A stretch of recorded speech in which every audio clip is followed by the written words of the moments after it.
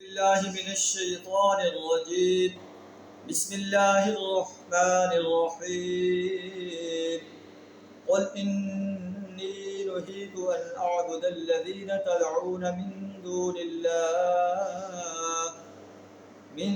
الله لما جاءني البينات من ربي وأمرت أن أسلم لرب العالمين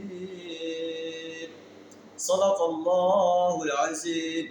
سورہ المومن آیت نمبر 66 آپ کے سامنے تلاوت کی، جس کا ترجمہ کچھ اس طرح ہے۔ قل اے نبی صلی اللہ علیہ وسلم آپ کہہ دیجیے، انی نہیت، مجھے روک دیا گیا ہے ان ہستیوں کی عبادت سے، ان اعبد الذین تدعون من دون اللہ، جنہیں تم اللہ کے سوا پکارتے ہو۔ لما جاءنی البینات من ربی، میں یہ کام کیسے کر سکتا ہوں جبکہ میرے پاس میرے رب کی طرف سے واضح بینات آ چکی ہیں، واضح دلائل آ چکی ہیں۔ وَأُمِرْتُ أَنْ أُسْلِمَ لِرَبِّ الْعَالَمِينَ، مجھے حکم دیا گیا ہے کہ میں رب العالمین کے آگے سر تسلیم خم کرتا ہوں۔ تو جب اللہ کو کہ رسول صلی اللہ علیہ وسلم کو حکم دیا گیا ہے کہ ایک اللہ کو پکاریں، ایک اللہ سے دعا کریں، تو پھر انسان بیچارے کیوں بھٹک رہے ہیں؟ اللہ کو چھوڑ کر اوروں کے آستانوں پر جا کر، اوروں کے مزاروں پر جا کر، اوروں کے نیک انسان کے مجسمے بنے ہوئے ہیں، ان پر جا کر کیوں دعا کرتے ہیں؟ اللہ کے رسول تو اللہ سے دعا کر رہے ہیں، اور آپ کی امت وہ انسانوں سے دعا کرے، یہ اس کو زیب دیتا ہے؟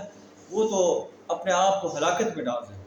اللہ کے علاوہ جو کسی انسان سے، کسی مقبرے سے، کسی مزار والے سے، کسی نبی کے بنائے ہوئے مجسمے سے، کسی بھی انسان سے، فرشتے سے، جن سے دعا کرتا ہے، یہ اللہ کے مقابلے میں اس کو شریک ٹھہرا رہا ہے۔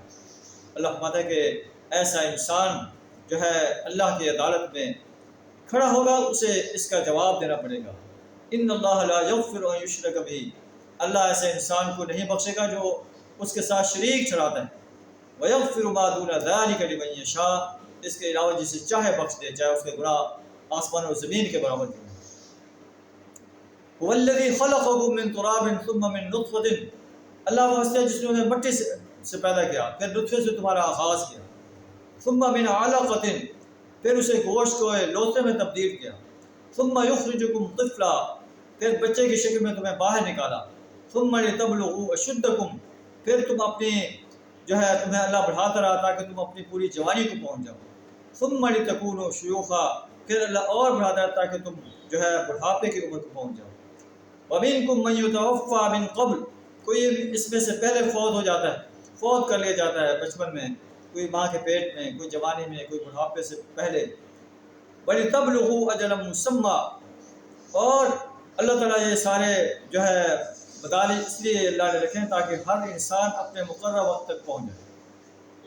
وَلَعَلَّكُمْ تَعْقِلُونَ، تاکہ تم عقل سے کام لو کہ جس اللہ نے تمہیں نطفے سے تمہارا آغاز کر کے اتنا بڑا انسان بنایا ہے، وہ اللہ تمہیں اس دنیا سے ختم کر کے تمہیں دوبارہ زندہ کر سکتا ہے، تم سے تمہاری زندگی کا حساب لے سکتا ہے۔ جوانی کا تم سے حساب لے گا، فرصت کے لمحات کا، صحت کے لمحات کا، مال کہاں سے کمایا، کہاں خرچ کیا۔